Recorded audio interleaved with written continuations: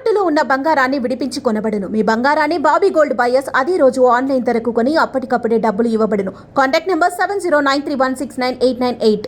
నమస్తే, welcome to Aadan. నమస్తే నాగార్జున గారు. నమస్తే కిషోర్ గారు. నాగార్జున గారు, ప్రస్తుతం లోకేష్ ట్రెండింగ్లోకి వచ్చాడు. ఆయన చేసినటువంటి సాయం కానివ్వండి, ఆయన ఈ మధ్య తీసుకుంటున్నటువంటి కొన్ని విధానపరమైన నిర్ణయాలు కానివ్వండి, సోషల్ మీడియాలో వచ్చినటువంటి వాటికి కూడా స్పందిస్తూ పరిష్కారం చూపుతున్నటువంటి తీరు కానివ్వండి, మొన్న మధ్య వికలాంగులకు సంబంధించినటువంటి ఇష్యూలో ఆయన తీసుకున్న నిర్ణయం చాలామందికి మళ్ళీ జీవితాన్ని ప్రసాదించిందనేలాగా మారుమోగిపోయింది ఆయన పేరు. ఇప్పుడు తాజాగా గల్ఫ్లో ఉన్నటువంటి బాధితుడు, కువైట్లో ఉన్నటువంటి బాధితుడు ఎవరైతే ఉన్నారో, ఒక సాధారణ వ్యవసాయ కూలి అక్కడికి వెళ్ళి చిక్కుకుంటే సోషల్ మీడియాలో ఒక పోస్ట్ పెట్టగానే, ఒక వీడియో షేర్ చేయగానే వెంటనే తన వాళ్ళని పంపించి తిరిగి ఇండియాకు కూడా రప్పించాడు. ఇప్పుడు ఆ వీడియోలు వాళ్ళ ఫ్యామిలీ సంతోషం చూస్తుంటే మాత్రం ఖచ్చితంగా మరొక్కసారి లోకేష్ గురించి మాట్లాడాల్సినటువంటి పరిస్థితిని ఆయన కల్పించారు. ఓవరాల్గా ఒక మంత్రిగా, అట్ ద సేమ్ టైం ఒక పార్టీ నేతగా లోకేష్ పనితీరు ఎన్నికల తర్వాత ఎలా కనిపిస్తుంది మీకు? అంటే కిషోర్ గారు, లోకేష్ గారి విషయం కనుక తీసుకుంటే చాలా అండర్ రేటెడ్ పొలిటీషియన్ ఆయన. ఆయనకున్నటువంటి పొటెన్షియల్కి, తర్వాత ఆయన పడ్డటువంటి ఇబ్బందులకి కనుక చూస్తే మనం గతంలో చూసాం. జగన్మోహన్ రెడ్డి గారు గొప్పగా ఏం చెప్పుకున్నారు, నేను బటన్ నొక్కాను, అదే కదా ఆయన ట్యాగ్ లైన్. కానీ బటన్ నొక్కుడు అనేది ఇలా చేయొచ్చు అనేటువంటిది 2014 ఎలక్షన్లోనే డైరెక్ట్ మనీ ట్రాన్స్ఫర్ అనేటువంటిది సజెస్ట్ చేసినటువంటి వ్యక్తి లోకేష్ గారు. అప్పటికి ఇప్పటికి ఒక 10 సంవత్సరాల గ్యాప్ ఉంది కాబట్టి that was too early to say that. ఎంతవరకు ఉంటుందో అనేటువంటి దాంతో దాని పక్కన 15 ఏళ్ళు, దాదాపు 2009 అనుకుంటాను. 2009 కదా, 2014 మనకి రాష్ట్రం విడిపోయిన తర్వాత 2009 ఎలక్షన్స్కే ఈ ఐడియా లోకేష్ ఇచ్చాడు. దాన్ని 14 నగదు బదిలీ స్కీమ్ కింద చేయాలనేటువంటిది ఆ రోజు 9లోనే అనుకున్నారు. ఈ మధ్యలో వీళ్ళందరూ చిలకొట్టుడు కొట్టి చివరి వాడికి చేరటం లేదనేటువంటి దాని మీద ఐడియా ఆ రోజునే వచ్చింది. వచ్చిన తర్వాత అతను ప్రపంచాన్ని చూశాడు, వరల్డ్ బ్యాంక్లో ఉద్యోగస్తుడుగా ఉన్నాడు, అనుభవాన్ని గడించాడు, విదేశాల్లో చదువుకున్నాడు. అన్ని రకాల లక్షణాలు ఉన్నప్పటికీ కూడా ఏంటంటే తెలుగు భాష మీద ఆయనకి పట్టు లేకపోవటం. ఎందుకంటే చిన్నప్పటి నుంచి ఇంగ్లీష్ మీడియం స్కూల్స్ అబ్రాడ్లో చదువుకోవడం వలన ఆ మాట్లాడే మాటల్లో దొర్లే తప్పులను పట్టుకొని ఆయన్ని పప్పు అని ఒక లేబుల్ వేసేసి, కొంచెం ఆహార్యం కూడా కొంచెం మనిషి లావుగా ఉండటం చేయడంతో పప్పు అని. ఎందుకంటే వీళ్ళకి తెలుసు అతని సామర్థ్యం. మొగ్గలోనే తుంచేస్తే తెలుగుదేశానికి ఫ్యూచర్ ఉండదు అనేటువంటి ఒక దుష్ట ఆలోచనతో చేసినటువంటి బ్రాండింగ్ అది, క్యారెక్టర్ అసాసినేషన్.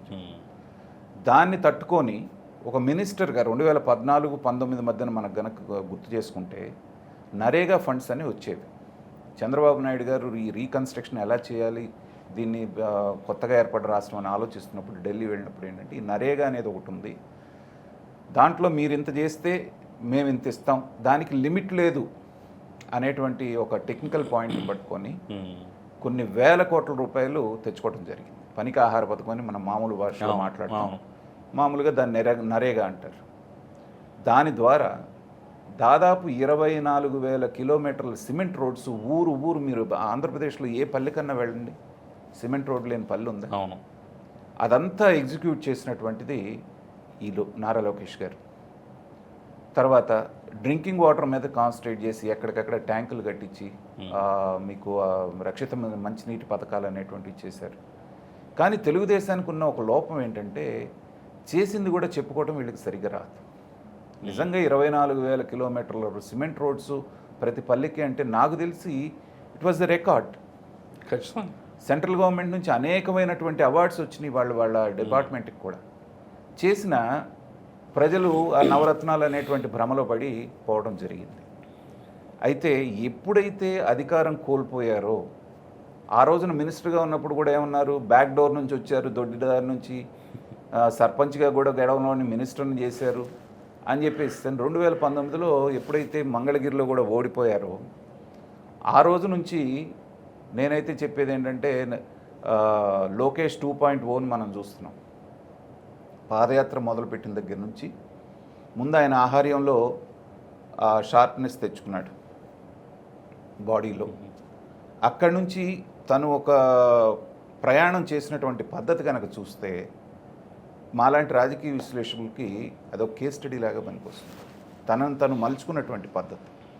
సమస్య వస్తుందంటే సమస్య నుంచి పారిపోవటం కాకుండా ఎదురెళ్ళి నైతిక స్థైర్యం దెబ్బతిని ఉన్నటువంటి శ్రేణులకి భరోసా కల్పించడానికి ఒక రెడ్ బుక్ అనేది పట్టుకొని జాగ్రత్త, వచ్చేది మేమే, వచ్చిన తర్వాత మీ అంతు చూస్తామంటంతో ఏంటంటే అప్పటిదాకా జరిగినటువంటి దాడులు కనుక మనం గమనిస్తే ఈ విచ్చలవిడిగా ప్రవర్తిస్తున్నటువంటి పోలీస్ ఆఫీసర్స్ కానీ గవర్నమెంట్ అఫీషియల్స్ కానీ ఒక అడుగు వెనక్కి వేస్తారు. ఏమో రేపు పొద్దున ఎలా ఉంటుందో అనేటువంటిది.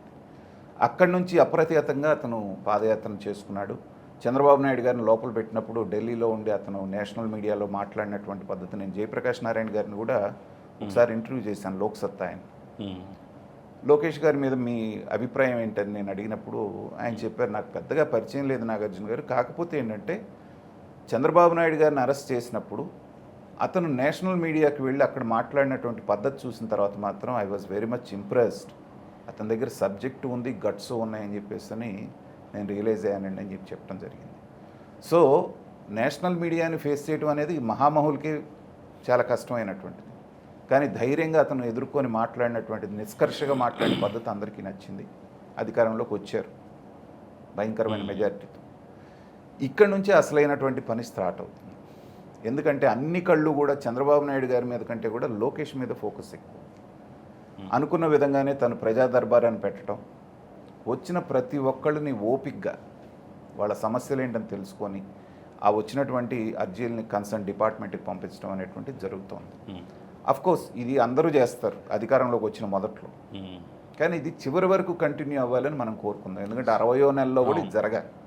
ఇప్పుడు మన సోషల్ మీడియాలో ఒక పోస్ట్ బట్టి స్పందించిన తీరు పట్ల అయితే చాలా హర్షాతిరేకాలు వ్యక్తమైంది. ఎందుకంటే మనం గతంలో కూడా చూసుకుంటే తెలంగాణలో కేటీఆర్ కూడా చాలా సందర్భాల్లో మంచి పేరు తెచ్చుకున్నారు. చాలా రాజకీయంగా ఆయన మీద అనేక విమర్శలు ఉండొచ్చు కానీ ఈ విషయంలో మాత్రం కేటీఆర్కి సోషల్ మీడియాలో ఒక పోస్ట్ పెట్టినా, ఒక ట్వీట్ చేసినా సరే ఆయన వెంటనే రియాక్ట్ అవుతాడు, దాని ఫలితాలు మన కళ్ళ ముందు చూపిస్తాడు అనేది ఒక మంచి పేరు అయితే ఉంది. నాకు స్వయంగా నాకే అనుభవం అయింది. మేము ఉండేటువంటి కాలనీలో పెద్ద గుంట పడిపోయి వర్షాకాలం నాడు చాలా ఇబ్బందిగా ఉంటే ఒక ట్వీట్ పెట్టాను.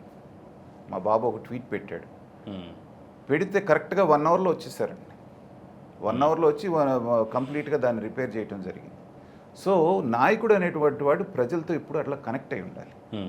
మీరన్న ఇన్సిడెంటు ఆ ఫిజికల్లీ ఛాలెంజ్డ్ దివ్యాంగులు ఎవరైతే అభ్యర్థులు ఉన్నారో వాళ్ళ జీవితాలతో ముడిపడినటువంటిది IIT seats, the technical education seats, అవి ఒక టెక్నికల్ కారణం మూలాన మీకు లేదు అని చెప్తే ఎలాంటి పరిస్థితులు, ఎంత నిస్సహాయ పరిస్థితి, ఏమీ తోచని దాంట్లో వాళ్ళు ఒక చిన్న వాట్సాప్లో మెసేజ్ పెడితే అతను రెస్పాండ్ అయినటువంటి పద్ధతి.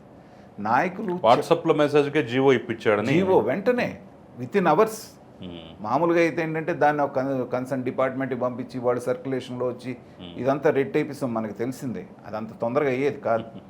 రాజు దలుచుకుంటే దెబ్బలు కొదవని ఆయనే పట్టుబట్టి కూర్చున్నాడు కాబట్టి నిమిషాల మీద పని అయిపోయింది.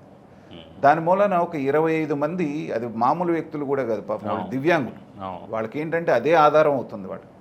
సో జీవితాలు నిలబెట్టినప్పుడు ఏంటంటే దేశవ్యాప్తంగా, ఎందుకంటే ఇవాళ సోషల్ మీడియా ఇది తన చేతిలో ఉన్నటువంటి పని, తన శాఖలో ఉన్నటువంటి పని తాను చిత్తశుద్ధితో చేశాడు. అట్ ద సేమ్ టైం నిజంగా ఆశ్చర్యకరమైనటువంటి అంశం ఏంటంటే ఎక్కడో ఒక మారుమూల కువైట్ లాంటి దేశంలో ఒక తెలుగువాడు చిక్కుకొని అక్కడ వెట్టి చాకరికి బానిసైపోయి జస్ట్ ఒక వీడియో రికార్డ్ చేసి నా బాధ ఇది అని చెప్పేసి పెడితే ఆయనకు సంబంధం లేకపోయినా అక్కడ ఉన్నటువంటి తెలుగు వాళ్ళని, అక్కడ ఉన్నటువంటి ఎన్ఆర్ఐ టీడీపీ వాళ్ళని సంప్రదించి వాళ్ళని అక్కడికి పంపించి ముందు భరోసా కల్పించి అతన్ని విడిపించి తీసుకొచ్చి మళ్ళీ విమానంలో ఇక్కడికి తీసుకురావడం అంటే ఇది చాలా పెద్ద విషయం అండి. ఎందుకంటే అంతా జరిగింది 3 రోజుల్లోనే. అతను వీడియో పెట్టి 3 రోజుల క్రితం పెట్టడం. సహజంగా భారతదేశ విదేశాంగ శాఖ మంత్రి స్పందించాడు అంటే ఒక అర్థం పర్థం ఉంటుంది. కానీ ఒక తెలుగు రాష్ట్రానికి చెందినటువంటి ఒక మంత్రి స్పందించి విదేశాల్లో ఉన్నటువంటి వ్యక్తిని కూడా తెప్పించాడంటే ఖచ్చితంగా అభినందించి తీరాల్సింది. ఖచ్చితంగానండి. ఎందుకంటే ఆ నెట్వర్క్ని అలా డెవలప్ చేసుకున్నారు. ఎన్ఆర్ఐ వింగ్ కూడా మొన్న వీళ్ళ గెలుపుకి ఎలా కష్టపడ్డారో మనం చూసాం. సో వాళ్ళు ఇమ్మీడియట్గా తెలుగు వాళ్ళకి ఎక్కడ వచ్చినా ఇప్పుడు ఈయనే కాదు, మనం గతంలో చంద్రబాబు నాయుడు గారి విషయంలో ఈ కూడా సందర్భంగా వాళ్ళ మీద విమర్శలు చేసే వాళ్ళని కూడా మనం ఖచ్చితంగా వాళ్ళ గురించి కూడా మాట్లాడాలి. ఖచ్చితంగా ఎన్ఆర్ఐలు అంటే ఏదో పెద్ద ఇదన్నట్టు, ఏదో ఎలక్షన్లో వస్తారు, ఎలక్షన్కి ఫండ్ ఇస్తారు, సూట్ కేసులు తిరుగుతారు, సీట్లు కొట్టేస్తారు, మళ్ళీ ఓడిపోతే వెళ్ళిపోతారని పాపం చాలా దారుణంగా దుర్మార్గంగా ప్రాపగాండా చేశారు.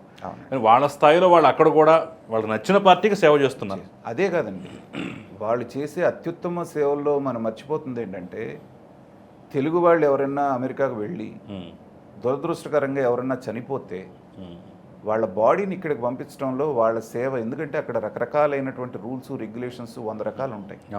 దానికి వాళ్ళు ఒక సపరేట్ వింగ్నే పెట్టుకున్నారు. వాళ్ళు చక్కగా బాడీని ఇక్కడికి వచ్చే వరకు చేసేటువంటిది అది అతి గొప్ప సేవ.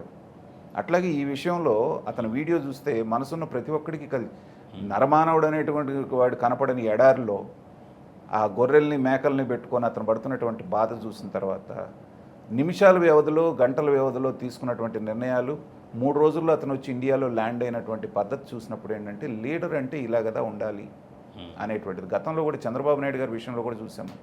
ఉత్తరాఖండ్లో వాళ్ళు ఇరుక్కుపోయినప్పుడు తెలుగు వాళ్ళు, ఆయన అధికారంలో కూడా లేరప్పుడు, కానీ ప్రోయాక్టివ్గా ఆయన చేసినటువంటి పద్ధతి, ప్రత్యేక విమానాలు పెట్టి మరీ చేసినటువంటిది. తర్వాత అట్లాగే ఉక్రెయిన్లో మన తెలుగు వాళ్ళ యుద్ధం వచ్చినప్పుడు చేసినప్పుడు ప్రతి దాంట్లో ఆయన ఉన్నారు. దాన్నే అక్కడి నుంచి లోకేష్ గారు నేర్చుకొని దాన్ని నెక్స్ట్ లెవెల్కి తీసుకెళ్తున్నారు.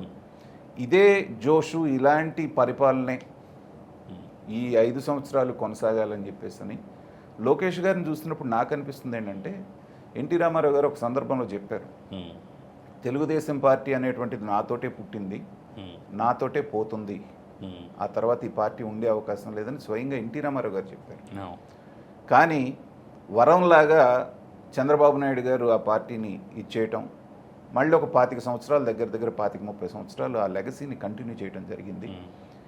మొదట్లో లోకేష్ గారిని చూసి వీళ్ళు చేసినటువంటి బ్రాండింగ్ చూసిన తర్వాత తెలుగుదేశం భవిష్యత్తు ఎలా ఉంటుందనే దాని మీద రకరకాలైనటువంటి ఊహాగానాలు, దీనికి దిక్కు జూనియర్ ఎన్టీఆర్ఏనా, లేకపోతే లోకేష్కి అంత సామర్థ్యం ఉందా, అదా ఇదా అని చెప్పేసి చాలా అనుమానాలు వచ్చినాయి. కానీ ఈ 2 సంవత్సరాల్లో లోకేష్ గారు మారినటువంటి పద్ధతి, ఆయన వ్యవహరిస్తున్న తీరు చూస్తే 3వ తరం కూడా ముందుకు తీసుకెళ్లేటువంటి అవకాశం, ఇంకొక 20-25 సంవత్సరాల వరకు దేవుడు ఇంకా ఆయుష్ ఇచ్చి చంద్రబాబు నాయుడు గారికి ఓపిక అన్నీ ఇచ్చేస్తుంటే పర్వాలేదు, నెక్స్ట్ టర్మ్ ఆ టర్ము. ఒకవేళ ఇతను తీసుకోవాలి పగ్గాలు చేపట్టాలన్నా ఇప్పటికీ ఈ 5 సంవత్సరాల్లో చంద్రబాబు నాయుడు గారి చేతి కింద బాగా నలిగితే ఏంటంటే పార్టీకి ఇంకొక జనరేషన్ పాటు నాయకత్వం కోసం ఎదురు చూసుకునే పని లేకుండా లోకేష్ గారి రూపంలో ఒక మంచి అవకాశం వాళ్ళకి వచ్చింది అనుకోవచ్చు.